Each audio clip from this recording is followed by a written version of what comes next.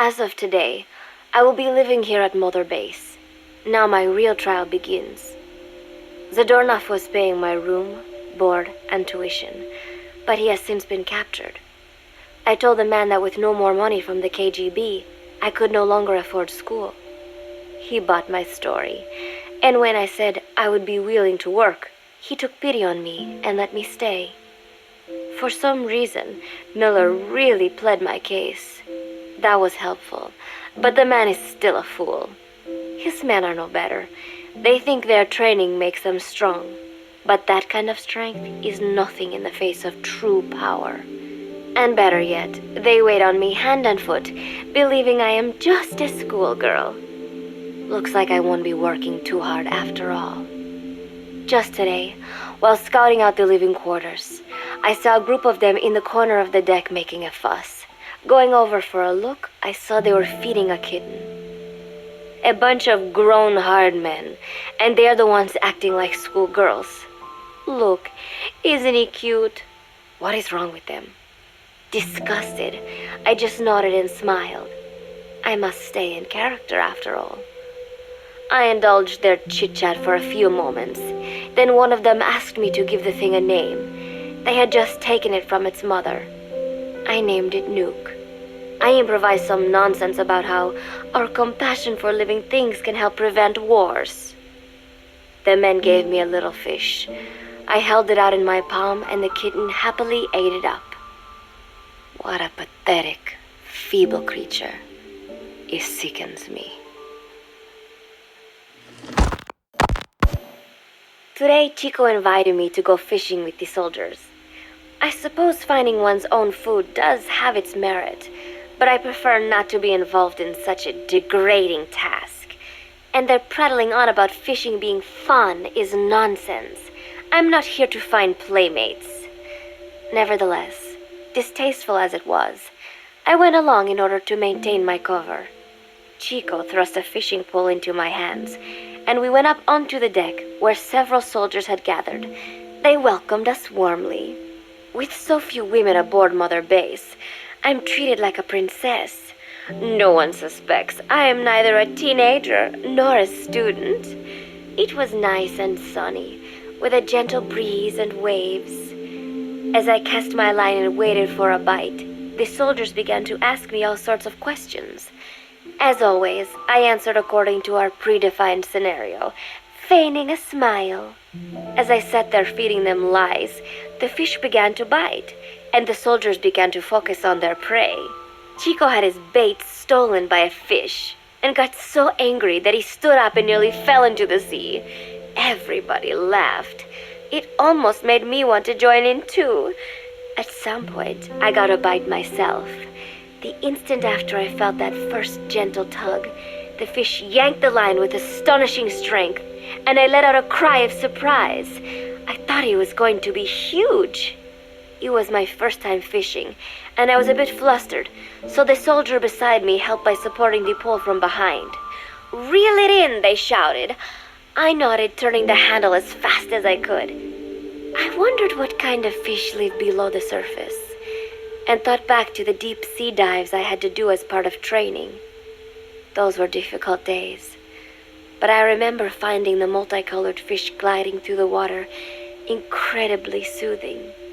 After a hard fight, I pulled it up. To my surprise, it wasn't even half a vara, rather anticlimactic. But I wasn't doing it for fun, so I wasn't the least bit disappointed. Nook was hovering nearby with an expectant look on his face, so I gave the fish to him. All in all, a thoroughly wasted day. Preparations are coming along nicely. No one suspects me of being the one to let Zadornov out of his cell. Today, Amanda and I taught Cecile how to make gallo pinto. It is a simple home-cooked dish consisting of black frijoles mixed with arroz. It is well known throughout Central America, not just in Costa Rica, so it is no surprise that a Nica like Amanda would be good at making it. But I was raised in the States from a very young age, and can hardly even remember my mother's gallo pinto. Having to make chit-chat with that clueless bird lover and the so-called revolutionary was excruciating. And, clueless or not, I will need to be especially careful around Cecile, the one who actually recorded that tape. Thankfully, Miller and his men seemed to believe I mistook the tape I found for one my friend made. In any case, one can never be too careful.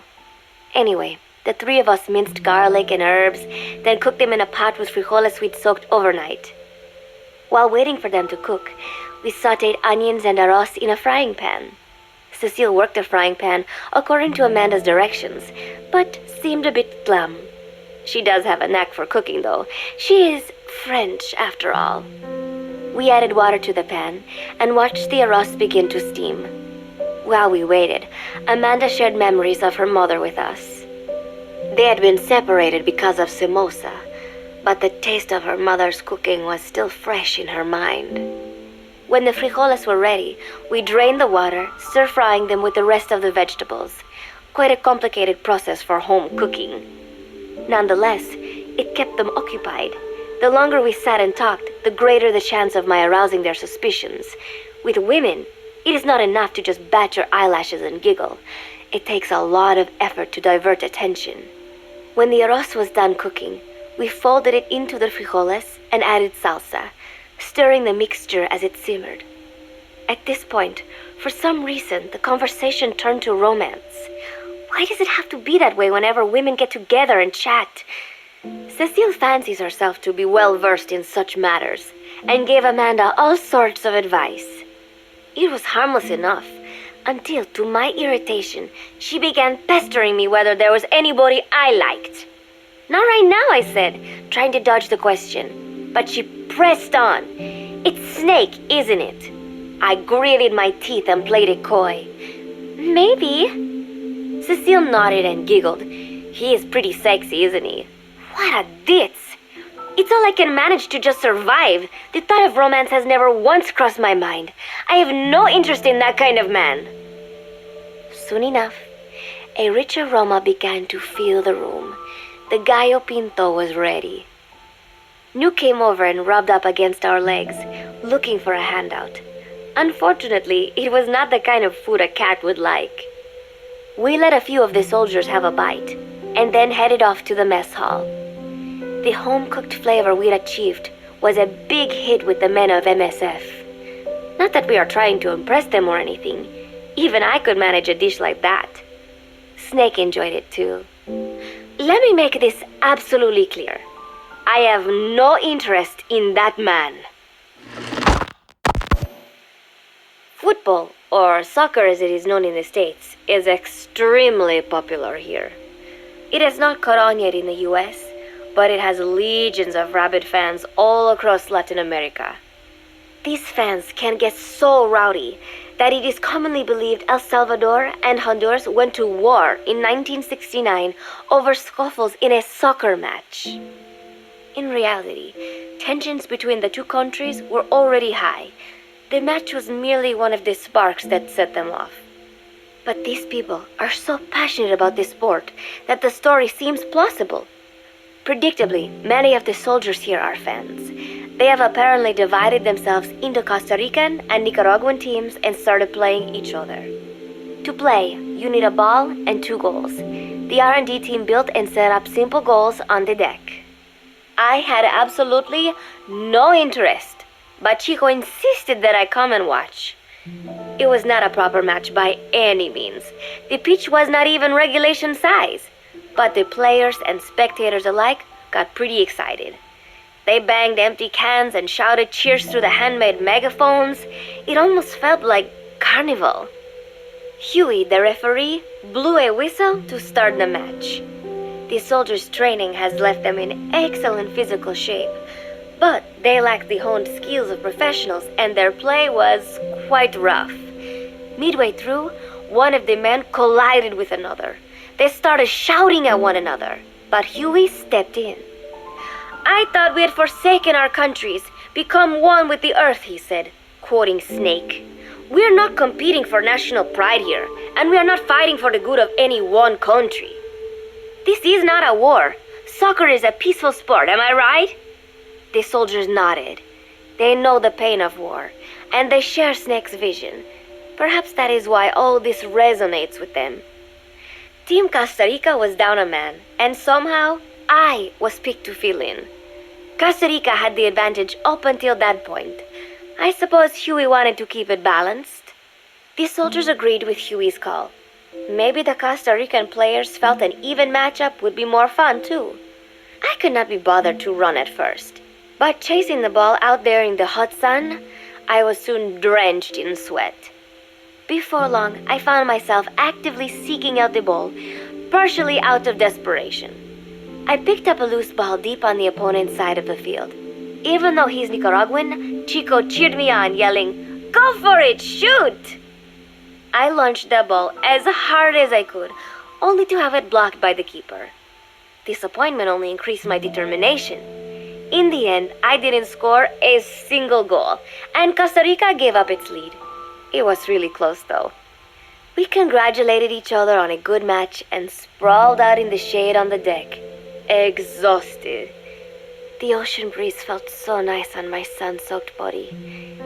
Nuke came over. It is one of his favorite spots, and stretched out next to me. And together, we watched fluffy white clouds drift lazily across the clear blue sky. It was lovely out today, so I decided to sun myself in a lounge chair up on the deck when Strangelove came up to me. Despite the heat, she was in her usual long sleeves and pants. I waved at her. She looked away and mumbled, "Hello there. Fancy meeting you here." I asked if she needed anything, feeling her eyes creeping up and down my body like she was savoring it. Finally, she swallowed and said, "You have such beautiful skin." Bewildered, I shook my head and said, "No, not at all. I had heard rumors that she was a lesbian, but she couldn't be after me, could she?" She continued to stare and said, "No, it is beautiful, but you must not let yourself get so tanned." And then she took my hand in hers. "What is wrong with a little sun?" I asked, trying to cut the conversation short. But she shook her head violently. "No, you mustn't. A young lady should take better care of her skin." She was acting strangely now, as if aroused. She lectured me on the perils of tanning, how it ages skin, causing wrinkles and spots, and in the worst cases, even skin cancer.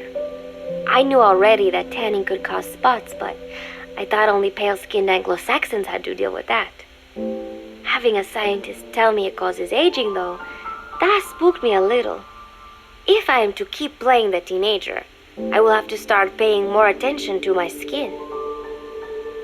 Sensing my anxiety, she took a small tube from her pocket. She said it was the sunscreen she always used. She told me to keep it. I didn't know what to say. I was more than happy to take it, but exactly what were her intentions?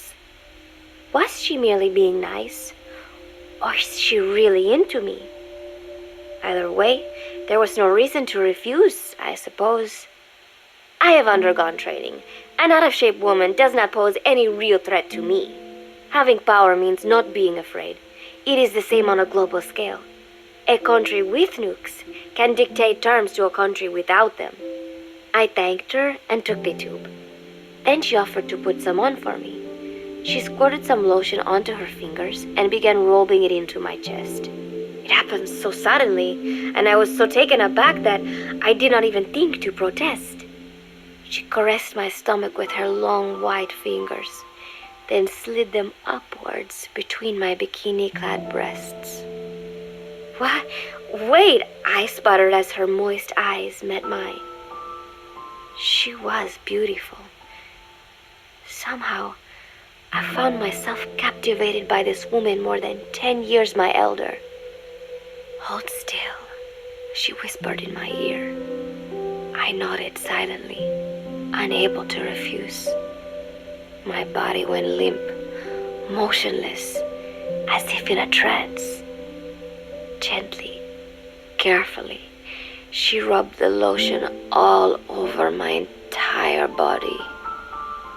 I shouldn't have enjoyed it, and yet I could not help myself. For a moment, I was spellbound. That woman is dangerous. I had better watch myself. Protecting one's health is an important part of any agent's job. But despite my best efforts, I have caught a cold. Now that I think about it, Mother Base's numbers are on the rise, with soldiers coming from all different places and backgrounds. It is no wonder then that sooner or later someone would bring in a virus. That said, what I have got is just a common cold. The medical team said I'd need a few days rest, so I've been restricted to my room and put on bed rest. I thought I'd gotten used to not having anyone around to relate to, but at times like these, being alone is just miserable. All I could do was lay there and stroke Nook's back, trying to take my mind off how bad I felt. Nook just sat there, not making a sound. But I did have visitors. Amanda and Chico, Huey, Cecile, Miller, and a few of the soldiers I've become relatively close to. Amanda made me a soup with herbs she said were good for a cold. Miller told me to take it easy. I will sing you a lullaby, he said, then broke out a guitar and sang some incomprehensible song in Japanese. I did not need to understand the lyrics to know he is an awful singer. Then he said, "You know what is good for a cold? Suppositories. Here, I'll show you." He began to take off his pants, so I threw my tissue box at him to make him go away. Then Strangelove showed up, saying she had some miracle Indian cure. "It has got eucalyptus extract," she said. "It works best if you rub it into your chest." And then she tried to take off my nightshirt. I whacked her with my pillow, and I got rid of her. Chico brought me a little flower in a cup. It had been growing in a little bit of earth that probably found its way on board, stuck to something else. "I found this on the deck. Here, you can have it."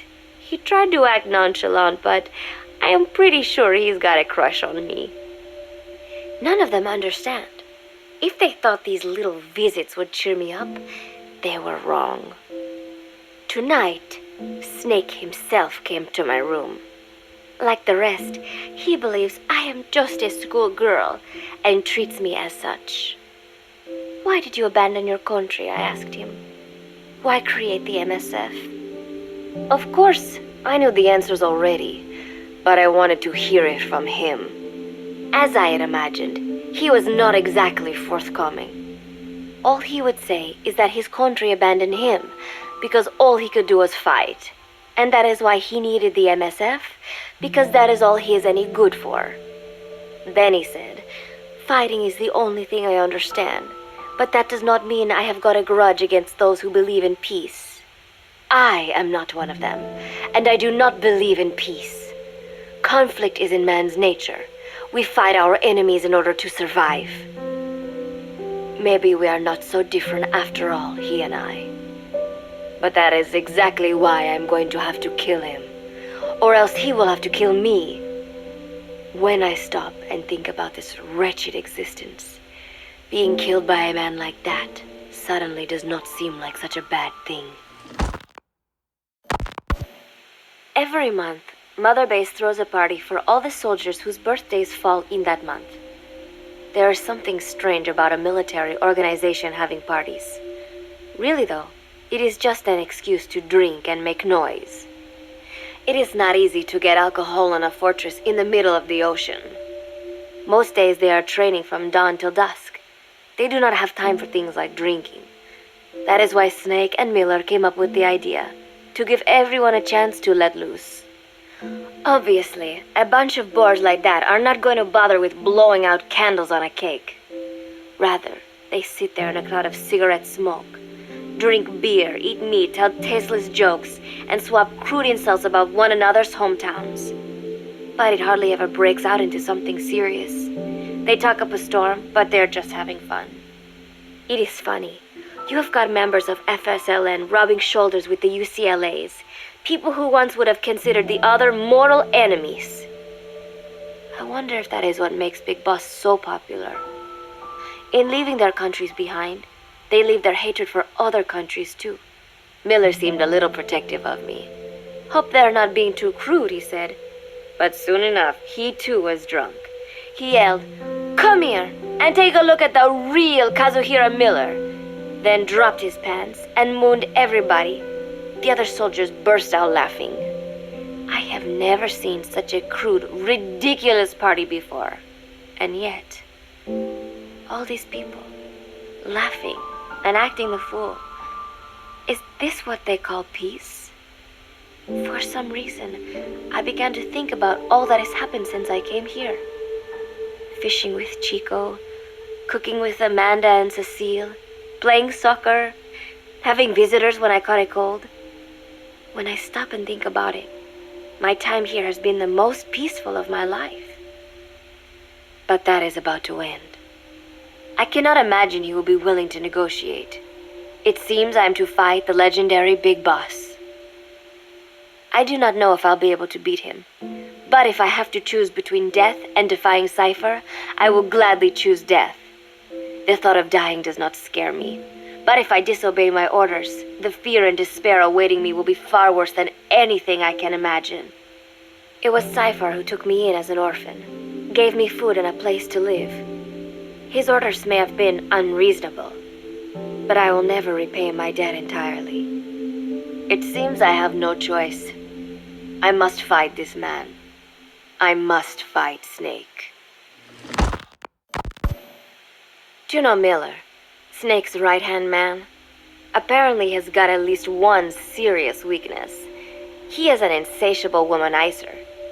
He does not bother me, most likely because he considers teenagers off-limits. But he has hit on every single one of the few female soldiers here at Mother Base.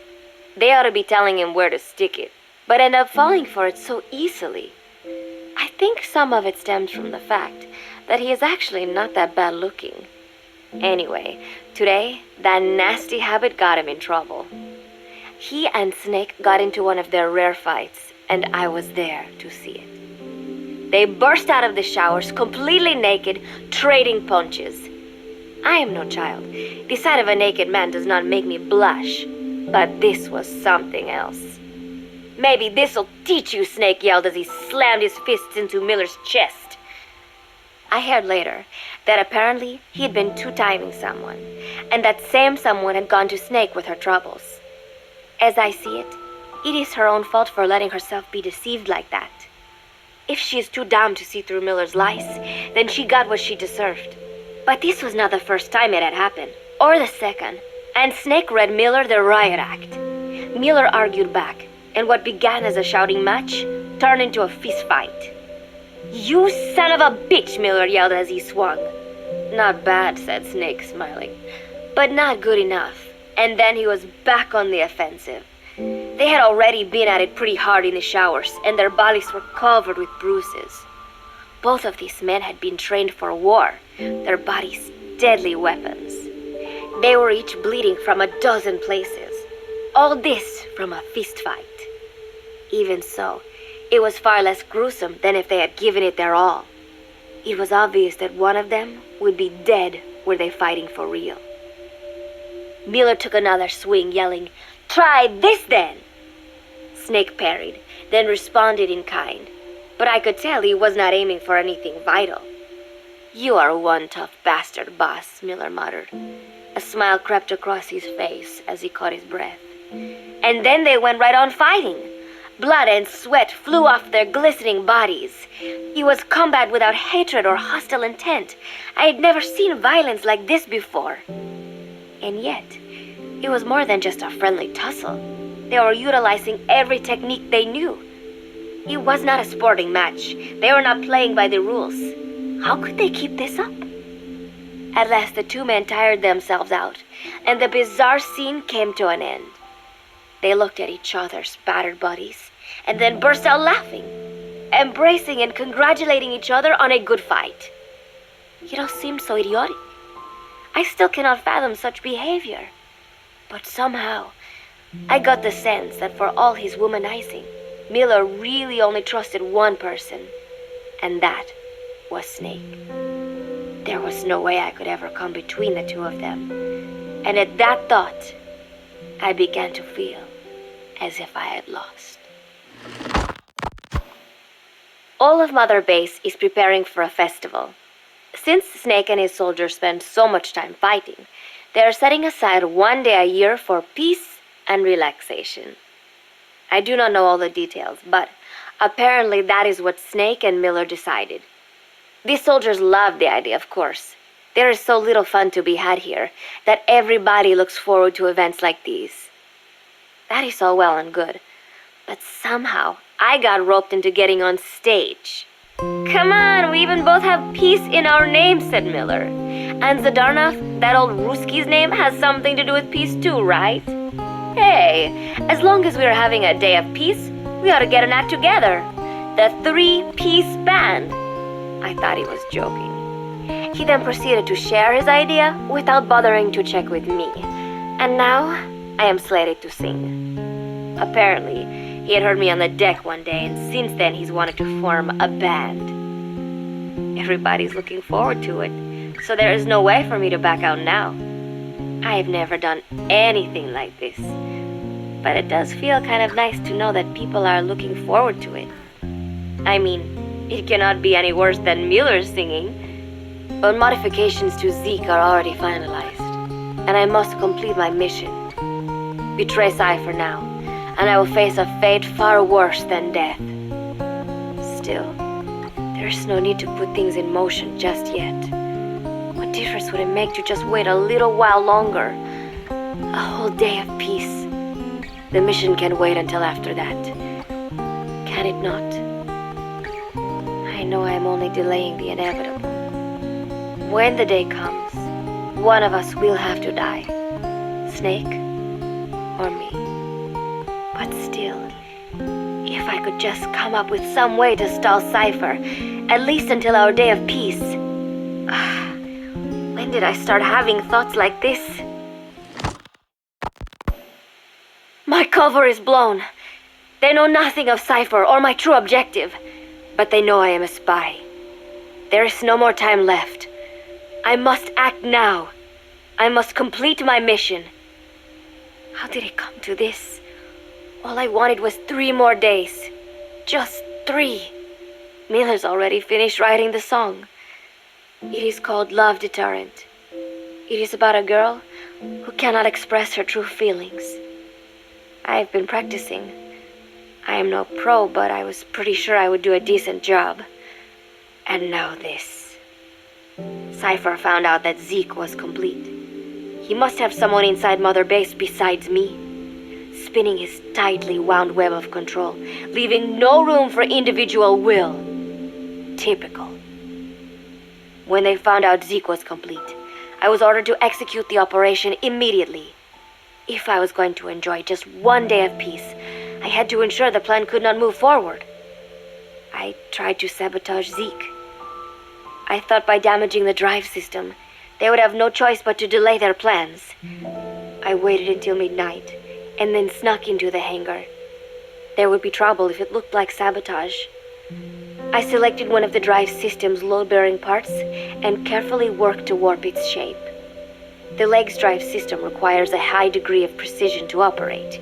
Even the smallest deviation would have done it. Then, Chico walked in. Maybe it was one of those nights where he could not sleep. In any case, he saw me, panicked, and took off running. It would have been easy to kill him, but I could not. I know he likes me.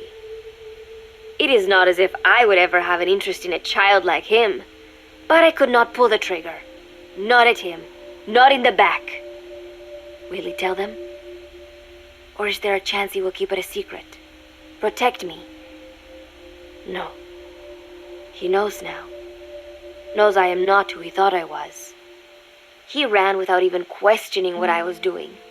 There is no chance he does not know. And soon, all I have built here will end. And if Cypher has another agent among them, if he finds out I tried to sabotage Zeke, this place will no longer be my heaven, then it is settled. I make my move now. Chico walked in before my sabotage was complete, so Zeke should still be operational.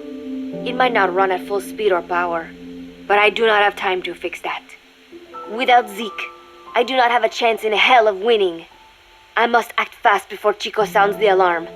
I knew it would come to this. I just did not think it would be so soon. It is time, Zeke. Metal Gear Zeke. Activate.